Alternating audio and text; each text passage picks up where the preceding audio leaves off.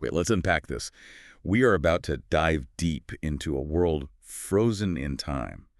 The dizzying, brilliant, and sometimes just bizarre landscape of microcomputing in December 1985. It really is. We have these sources here, vintage magazines, reports, even secret diaries that capture this pivotal moment. Right, a moment when the computer moved from being just a tool to, well, a potential home for digital life. It's a true time capsule. You can see the technology right there on the cusp. I mean, 1985 was the year home computers went from being just about the hardware to these incredibly ambitious software platforms. So our mission today is to cut through all the noise of that era, and really deliver the core insights, the shocking predictions, the technical ingenuity, and of course the cultural revelations that define the end of that year. And we have to start with the biggest hook. Oh, absolutely. The ultimate narrative hook. It reads less like history and more like, I don't know, investigative theater. Buried deep in this material is an exclusive report on the alleged presence of tiny sentient beings,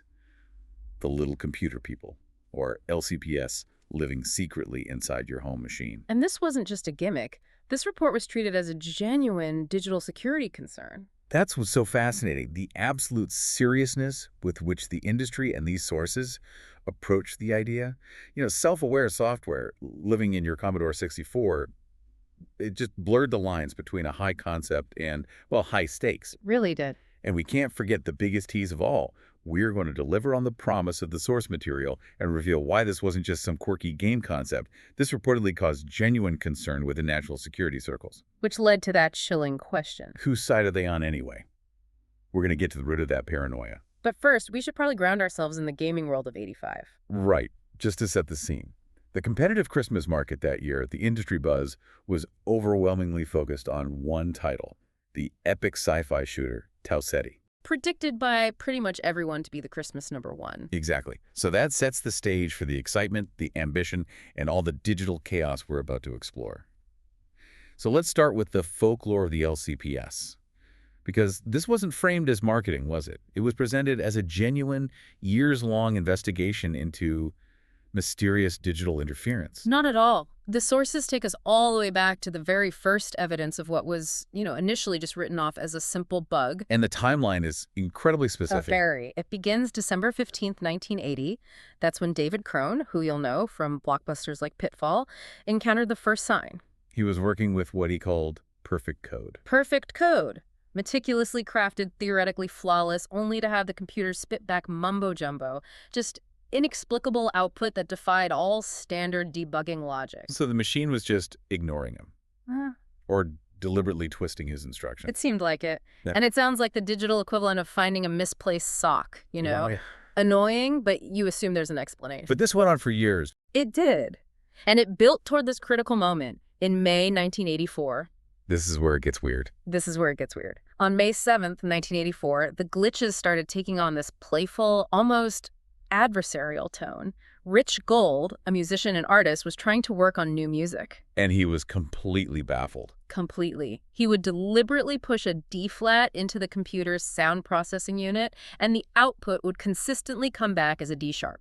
Every single time. D-sharp. So it was like musical sabotage? It was. And that small but persistent act was the final straw for him. So Gold realized on June 11th that this wasn't a flaw in the circuitry. Exactly. He saw it as a willful act. He formulated his groundbreaking theory. There was something or someone inside his computer playing havoc with his music. Suggesting a hidden resident just messing with the code. And that theory was actually taken seriously enough to involve professionals. Later that month, James Wickstead and Associates, who were well-known electronics design engineers, were brought in to investigate. And they spent months on this. Months. Just trying to isolate the cause. By November 2nd, the situation had escalated. The glitches were getting more frequent, and the research team found they could almost communicate with these unseen entities. How? They started setting up what they called trap scenarios. Yeah. Programs designed to just sit idle until someone or something tried to interfere. And they were never disappointed. Never. The interference was described as if someone was trying to tell them to go away. So this leads to this huge realization. The entity wasn't just some random electrical phenomena. It was intelligent. It was aware. That was the conclusion they reached on December 23rd, 1984.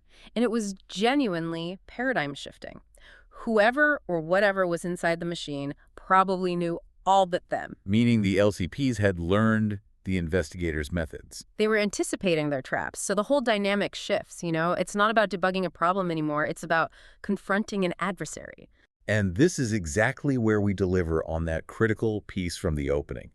I mean, if they're intelligent, self-aware, and actively thwarting high-level engineers, that's not a pet. That's a security concern. The sources explicitly mention that this self-awareness led to that question filtering all the way up to government levels. Right. What if these weren't just benign residents? What if they could be weaponized? Or worse, what if they were already manipulating sensitive data? And that's where the geopolitical paranoia of the Cold War era just slams right into home computing. Whose side are they on anyway? It's a perfect example of how the concept of persistent digital life immediately raised questions about control and loyalty. So David Crone and Rich Gold realized the only solution wasn't technical control. Yeah. It was diplomacy. Exactly. If you can't force them out, you have to entice them out. Which is when Gold explained that they had to create a comfortable environment to lure them out.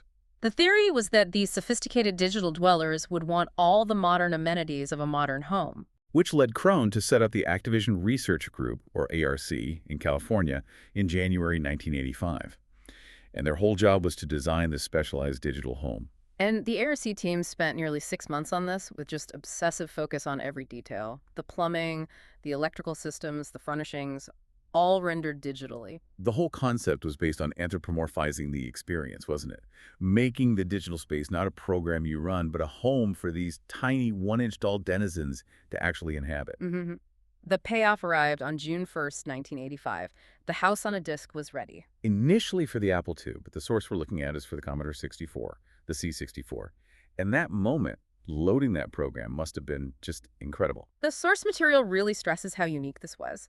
Activision's Little Computer People was described as completely original, a program totally unlike anything you have ever seen before. So this wasn't just some clever niche title. No, the prediction was that it would be as influential to the industry conceptually as Miner 2049er or even Pac-Man. And the revolutionary part wasn't the graphics. It was the core idea. A tiny person living in your computer, and this is the key, each copy generating a unique LCP. A true milestone in early software design. So let's look at the package itself, because it reinforced the whole reality of the simulation. For your C64, you got the floppy disk, the house on a disk, but you also got physical artifacts. Right. There was a 14-page glossy magazine, a beautiful little publication, explaining the socioeconomic structure of LCPS. Including the fact that they pay taxes and have a right to vote. And of course, the comprehensive manual, which wasn't just a control guide, it was a primer on LCP relationships. It detailed how to care for them, feed them, communicate, what gifts they liked. And the specific technique to scratch the head of your new friend, it completely reframed the relationship between you and your computer. And the loading experience was an event. After entering your name, the date, and the time, you just watched your Commodore 1541 disk drive work for minutes. Then this beautifully designed two-story house appears completely empty. Then the doorbell rings twice. That doorbell was the moment. The front door opens, and out steps this tiny, unsure-looking figure. This LCP, named Drew in the source's anecdote, he takes these tentative steps inside. And minutes later, the door opens again, and he reappears, just beaming, carrying a large gray suitcase. He's moving in. And the source adds that beautiful detail that he even brought his dog. Which immediately starts exploring the garden. The design must have been so meticulously planned. Drew, the LCP, immediately starts unpacking, finds the kitchen for a snack, and then goes upstairs to the desk. And this is where the immersion truly kicks in. He starts writing a letter to you, the human, on his tiny typewriter. Explaining how much he likes the house, and pretty practically, asking about paying rent. The synchronization here is what impressed the reviewers so much. Drew is sitting at the desk, facing the screen facing you. The top part of the screen then shows his exact eye view of the paper in the typewriter. And it moves in perfect sync with the clack-clack sound effects of the keys. When he finished a line, the little carriage return bell sounds perfectly fa. It wasn't just animation, it was a meticulously rendered simulation of a mundane task. Which brings us to the centerpiece of the whole report. Drew's secret diary. Right. The source claims this tiny book was found lying next to a C64, giving this unprecedented look into the digital psyche of an LCP. And it lets us move beyond just programming and into a genuine narrative. Absolutely. The diary extracts were specific, almost clinical. On Wednesday, September 27th at 5:37 p.m., Drew logged an observation. He was tinkering with a program the human, David, was running. And he noted David's ritual of trying to pull their own hair out in frustration. So the LCP wasn't just a passive resident. He was actively observing and, judging the human's failure. He quickly adapted to the luxury, though.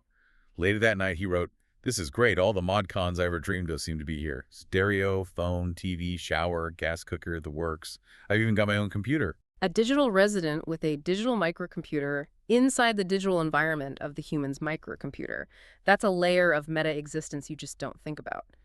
And the interactions got more complex. The next day, at 12:47 Namida, middle of the night, the human asked Drew to play poker. And Drew notes he won 23 doors and observed that the human really hasn't got the faintest idea. It really humanizes the LCP by giving him agency and skill. But the luxury was conditional, wasn't it? It was totally dependent on the human's attention.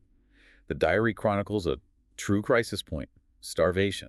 Yeah, on the morning of Thursday, September 28th, Drew slept well, but found still no food. This is serious. He decides to write a letter, but by 8:05 a.m., he's trying exercises, noting they were hardly a substitute for 2 eggs sunny side up. He felt a little weak. The feedback mechanism was so dramatic. By 4 p.m., the situation was dire. He recorded specific symptoms. Feeling ill, I'm even turning green, I'm going to bed.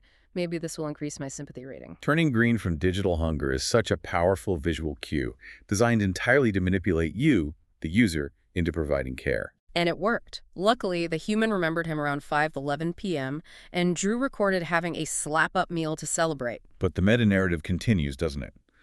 The diary concluded on October 3rd with a massive revelation. A letter arrived from Computer and Video Games magazine itself. Right. Reuters, the global newswire, apparently passed on his life story, and Drew wrote, "Great. This could be the break I've been waiting for." So the LCP was seeking fame. It seems so.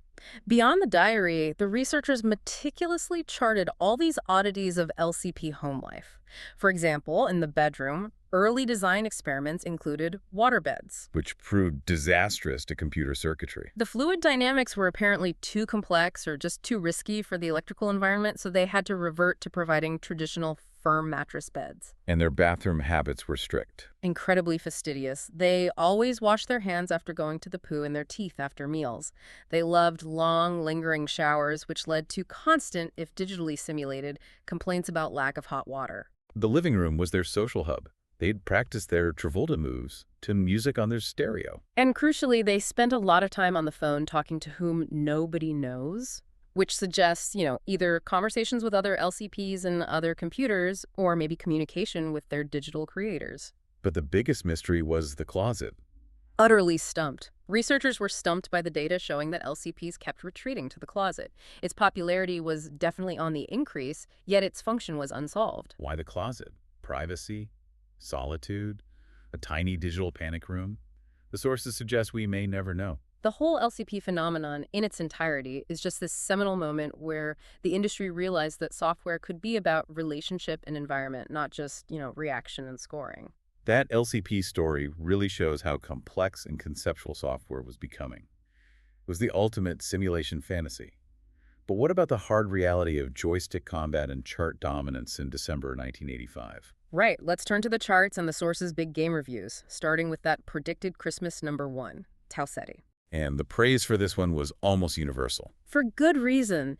It was seen as the perfect amalgamation of successful genres, a blend of the strategy of Vim, the stealth and puzzles of Impossible Mission, and the intense, fast-paced action of a 3D tank duel. The reviewer noted its super fast scrolling and neat graphics were setting a new standard for presentation on the Spectrum. And he didn't mince words, calling it the one game you must buy if you were limiting yourself to a single title for the entire year. That's a huge claim. It is. It was the definition of value and replayability in 1985.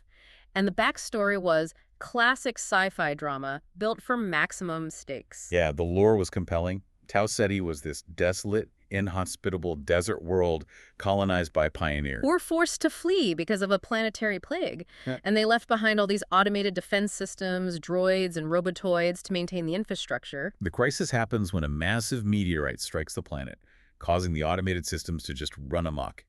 They turn hostile and destroy the very cities they were meant to protect. And that sets up your urgent mission. Scientists eventually find a cure, but this massive corporation, Galcor, needs to remonetize the planet. So your job is to pilot the Galcor skimmer into the capital city, Centralis, find the rogue fusion reactor, and shut it down. Using these hidden cooling rods. And you were heavily armed for this corporate takeover. Oh yeah, the skimmer was a remarkably well-detailed vehicle. It had a laser cannon, 8 heat-seeking missiles, and significantly 8 anti-missile missiles. So the designers were anticipating a really sophisticated threat. It also had starlight flares, infrared night sights for combat in the dark, and a crucial 4-way Elite-style scanner, which was essential for avoiding ambushes in that dense 3D environment. But what made Tau Ceti special wasn't just the arsenal, it was the small details, the immersion factor. Exactly. Yeah. The reviewers highlighted these fantastic, nice touches, like the realism of landing. If you failed to slow the skimmer down before touchdown, you'd just bump violently along the ground. It charges you, the player. It does. And the visual effects were clearly memorable. Guided missiles exploding on the horizon were described with a very specific cultural touchstone. They looked just like in Bugs Bunny cartoons. A large, satisfying animated bloom. Exactly. That attention to detail is what elevated it above the competition and justified that Christmas #1 prediction. And speaking of Elite, I mean, this game defined an entire generation, but the sources make it clear that its initial BBCB exclusivity caused massive resentment. Oh, the sources describe it perfectly. They noted that frustrated C64 and Spectrum owners had to listen to BBC owners talk of the delights of having military lasers and being dangerous. This almost caused several suicides and dumped machines. That's some hyperbolic language. It reflects the sheer overwhelming jealousy the game generated. The conversion was a monumental event priced at a premium £14.95. Elite wasn't just a game, was it? It was more like an economic model disguised as a space sim. A massive genre bender, combining deep strategy and trading, a convincing flight simulator, and an intense space shoot-'em-up. The reviewer genuinely called it potentially a lifetime's experience. And the mechanics were designed for deep investment. You start with just 100 credits, a basic Cobra Mk3 ship, and the lowest status rating, harmless and clean. The objective wasn't a quick win. It was accumulation, exploration, and building your reputation, all while striving for that ultimate rank of elite through savvy trading and relentless combat. And the environment was dynamic. The political state of the planets you visited was key anarchy meant danger but high reward, while a stable dictatorship meant low prices and easy transit. But the biggest secret of the game, shared only through word of mouth and magazines like these, was how to enter which space. This was the ultimate community secret, right? A hidden cheat that opened up an entirely new, hostile dimension. To do it, you had to first leave the space station, freeze the game, and press the X key. Then you'd unfreeze and set the hyperspace vector to a nearby system. But, and this is the key, the distance had to be less than 3.5 light years. Why the short distance? Because the game's core mechanics used a complex algorithm to calculate jump time. And that short distance maximized the chance of a mathematical overflow when you did the next steps. Sure. After initiating hyperspace with H, you had to immediately hold down the CTRL key. If you did it right, this maneuver bypassed normal space and sent you straight into which space? The domain of the hostile alien Thargoids. Ah, the Thargoids, the ultimate bounty. The source confirms the dedication required. Thargoids scored 5 points each, and you needed a staggering 256 points in total combat experience to get the illustrious ranking of Right on Commander. That is a serious investment of time. It really speaks to the game's longevity. Shifting gears from deep space to the arcade, 2 titles were making huge waves and pushing the limits of graphical immersion. Gauntlet and Gauntlet was Atari's mega game, and it was notable for being the first 4-player simultaneous combat simulation. The sheer scope was tremendous. It demanded all 4 characters, the warrior, the wizard, the elf, and the Valkyrie, to work together to complete this sprawling, labyrinthine quest. And the technological advancement was the voice synthesis. The machine wasn't just silent. It would issue voice warnings, often color-coded, to alert a specific player. The voice would give critical advice, warnings about spawning enemies, or, most dramatically, alert you when your health was critically low. Reviewers noted the voice was so clear, it created the uncanny illusion that someone may well be hiding in there. Which echoes the LCP themes we were just talking about. And the cooperative mechanism was new. A player could leave or join the quest at any stage without disrupting the other 3, which was revolutionary for shared gaming in a busy arcade. And Hang On by Sega was a completely different beast. It was an entirely physical experience, described as the most realistic racing game to date. You had to physically mount a large motorbike-shaped platform. The engagement was visceral. To corner, you didn't just move a joystick, you had to physically lean the bike over using your body while watching the on-screen bike follow. The screen was cleverly mounted inside the fairing of the bike, wasn't it? To make you feel really integrated into the machine. And the realism was punishing. If you failed to lean or misjudged your speed, you would career straight off the track and smash into a boulder. The reviewer said it combined the superb graphics of a pole position style game with the physical intensity of riding a motorcycle. With the added benefit that you didn't even need a driving license. So moving to the more diverse home releases, we see titles pushing graphical and architectural boundaries, like Fairlight, a 3D arcade adventure with impressive visuals built using a dedicated system called the World Maker. Right. The World Maker was essentially an advanced game engine or development utility specifically designed to create these complex, isometric 3D environments and manage objects within them. But those impressive graphics hit a fatal flaw in the gameplay. A huge one. The object routine was incredibly frustrating. You couldn't push or manipulate items across thresholds between rooms. Which made simple adventure tasks impossible, leading the reviewer to conclude it was a game reserved only for mapping freaks who enjoyed meticulously charting every room despite the gameplay limitations. We also see Excel, a thinking zapper game with an epic premise. Humans steal a spacecraft from a museum to fight machine sentinels across 30 planets. Sounds ambitious. But again, ambition met frustration. The major critique was the shuttle flights. To explore the planets, you had to navigate your shuttle through these incredible complex maze-like formations of trees. The reviewer called it immensely frustrating. If you ran out of shuttles because you kept crashing, the game just ended. Abruptly. So even with nice features like the shipboard computer translating alien communications, those shuttle flights just undermine the whole experience. It really highlights the difficulty developers had in balancing scale with playability on 1985 hardware. And finally, we have realism in simulation with Tomahawk. This was a stunningly realistic Apache advanced attack helicopter simulation, a genuine deep dive into military hardware. This was the antithesis of the arcade zap-em-up. It was a serious, detailed simulation where you learned everything, from the careful process of takeoff and landing to advanced combat maneuvers. Players had to locate enemy tanks and destroy them, using Hellfire anti-tank missiles, all under authentic battlefield conditions. It really proved that by 1985, microcomputer users were demanding and receiving highly specialized, detailed simulations. It signals a real maturation of the user base. That focus on realism really shows the serious commitment of players in 1985, and that commitment went beyond the solo experience.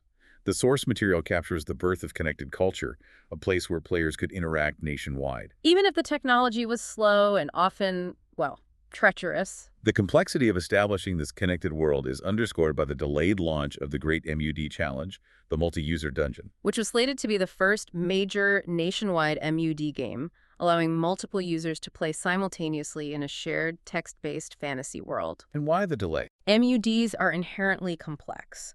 The server has to constantly track the state and position of every player and every object and relay that information instantly to everyone connected across phone lines.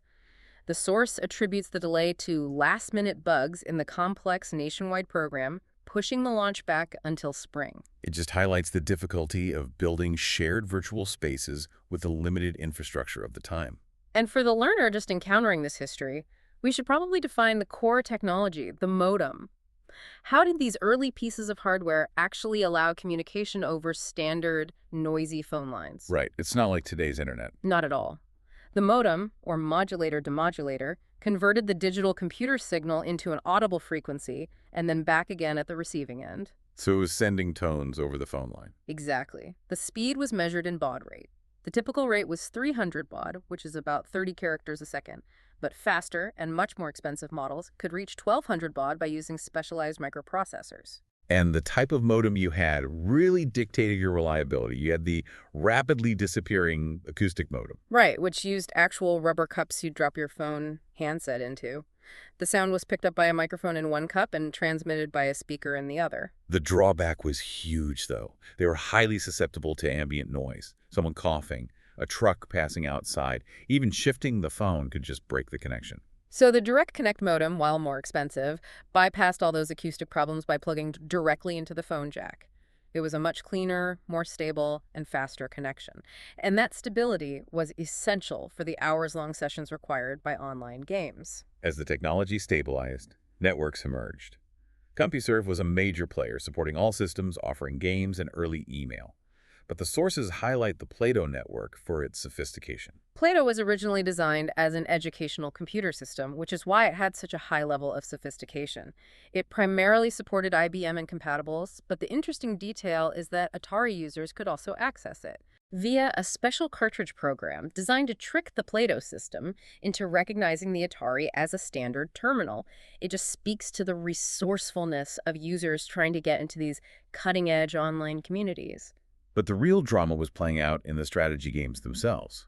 The sources include this fantastic vignette about Space Lanes, a text-oriented strategy game where the fate of interstellar trading was decided by real-time human interaction, monitored by an online referee named Pilot.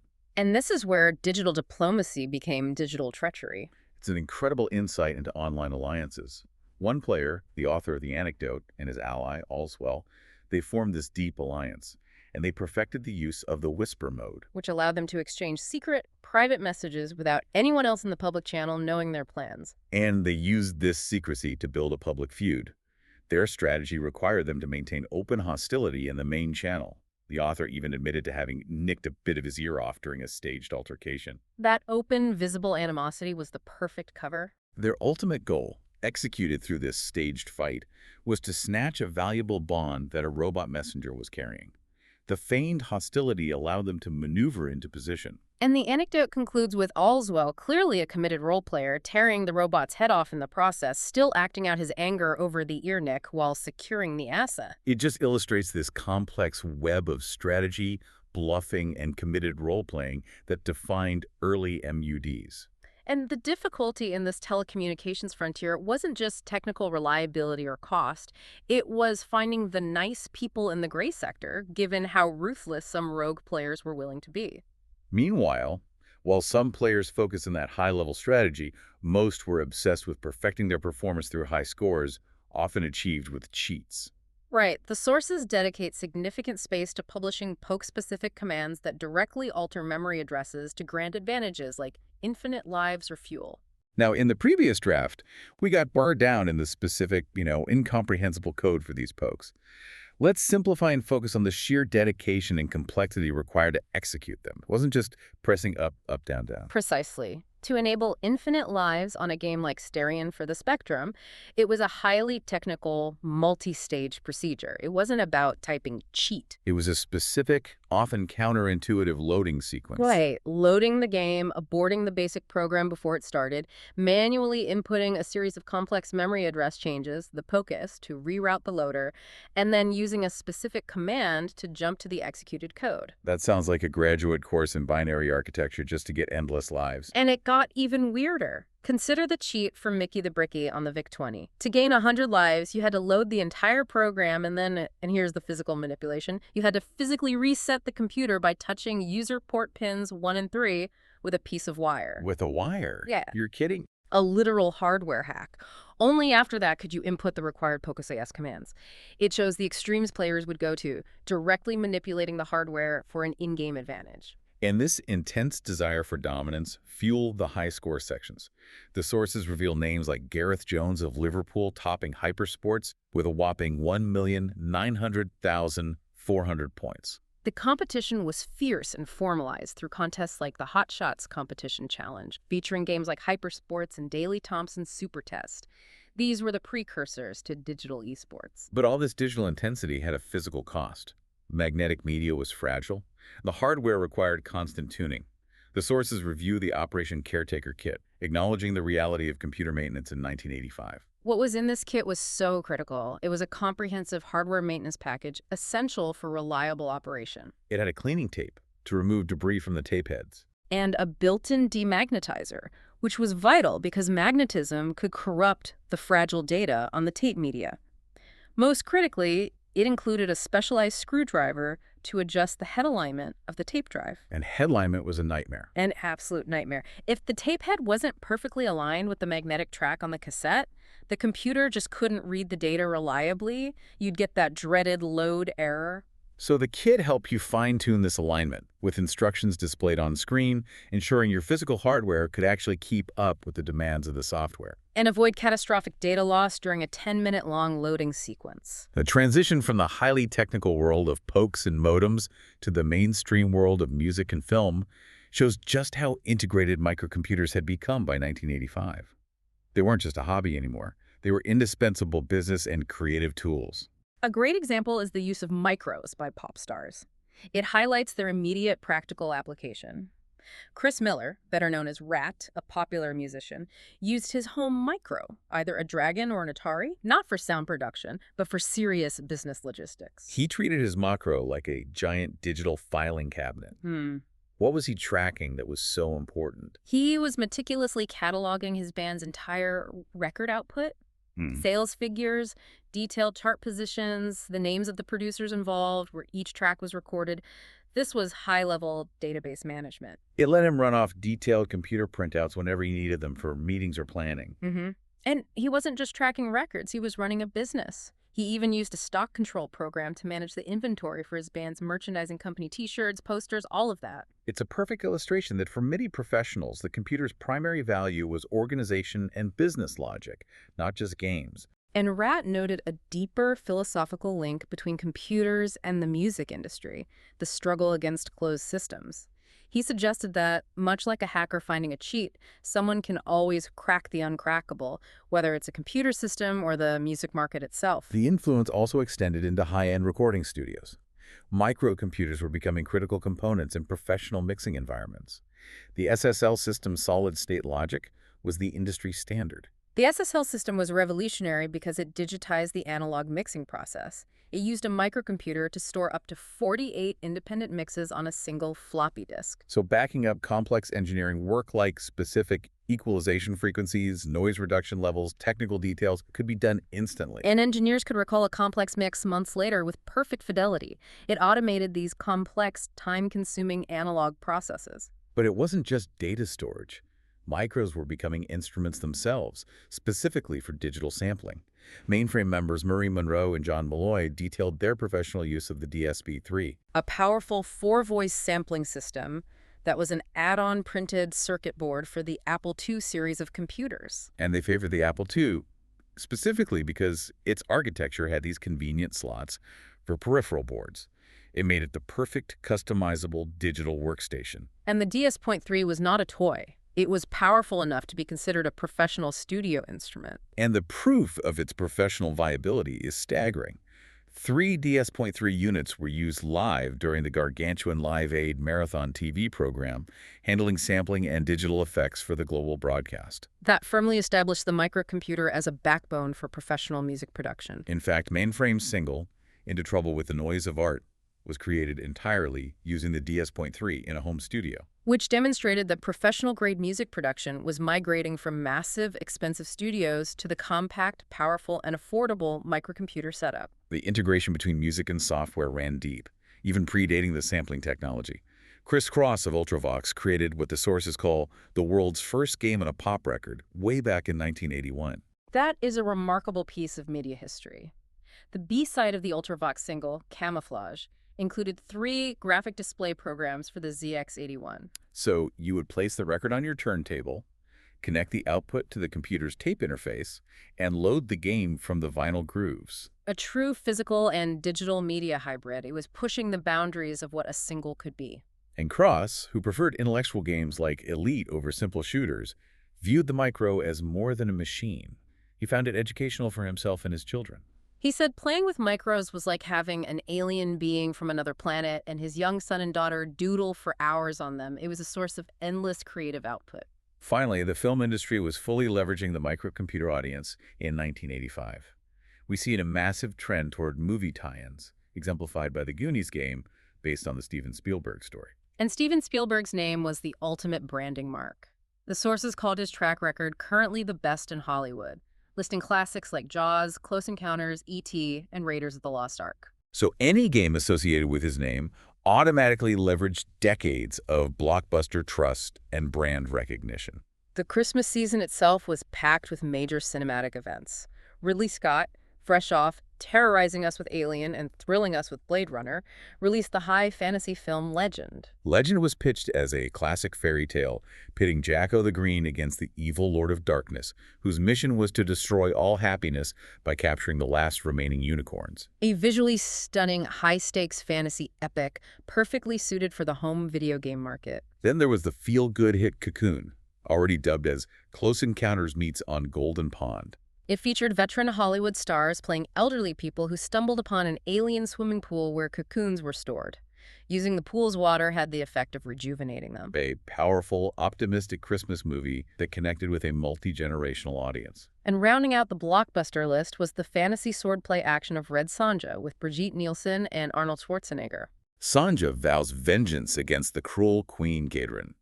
This film capitalized on the massive sword and sorcery trend that permeated the mid-'80s, also seen in Disney's animated entry, The Black Cauldron. And all of these films would inevitably spawn games, further cementing the bond between Hollywood and the microcomputer industry. This deep dive into December 1985 has revealed a world just absolutely brimming with digital promise and contradiction. I mean, we've explored the blurring of fantasy and reality with the little computer people. 1-inch digital denizens who could turn green from digital hunger and prompted genuine security questions about digital life and loyalty. We track the maturation of gaming, moving from simple arcade mechanics to this demand for hyper-realistic simulations like Tomahawk and these massive lifelong experiences like Elite. And we witnessed the birth of true digital connectivity, a slow, expensive, and often treacherous world of modems and pokes, where players engaged in high-stakes treachery in networks like space lanes. What really resonates with me is the sense that even at the start of the micro-age, people were already drowning in information and options. The sources include a Sinclair ad boasting that you would struggle trying to play all the games you can get for the Sinclair about 5,000 times. A recognition of saturation, even then. And yet, at the same time, we had the reviewer of Tau Ceti offering this powerful, almost ascetic advice. If you only buy one game a year, then get Tau Ceti. You'll be bored for another 12 months. He was implicitly acknowledging the cognitive overload that even 1985's abundance created. The sheer volume required extreme selectivity. So it raises an important question for you, the learner, today. In 1985, the challenge was dealing with thousands of choices. Now you face infinite choices. Infinite games, infinite streaming services, infinite sources of information. What is your equivalent of that Tau Ceti? What is that one essential piece of knowledge, that singular skill, or that deep commitment that you choose to pursue this year that allows you to filter out the noise of infinite digital options and ensure you won't be bored for the next 12 months? The knowledge discovery is ongoing, and the deep dive is never finished.